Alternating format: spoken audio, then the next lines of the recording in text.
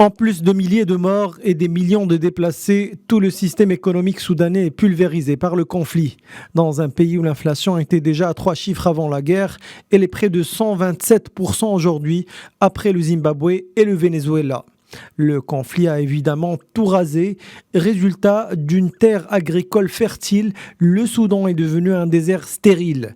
D'autant plus que les autorités ont perdu le contrôle du méga-projet agricole de la Gézira au profit des paramilitaires.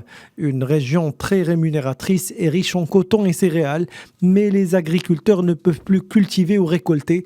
En conséquence, et selon les données récentes de la FAO, la dernière récolte céréalière a été inférieure de 40% à la moyenne nationale.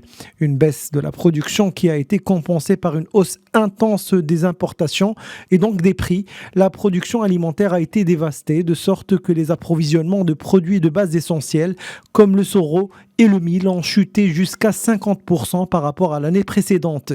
Et dans les marchés, les prix sont jusqu'à 3 fois plus chers. Simple exemple, le prix du blé a augmenté de 118%. Les gens n'ont tout simplement plus les moyens de manger. Bref, le Soudan désormais dépend amèrement des importations.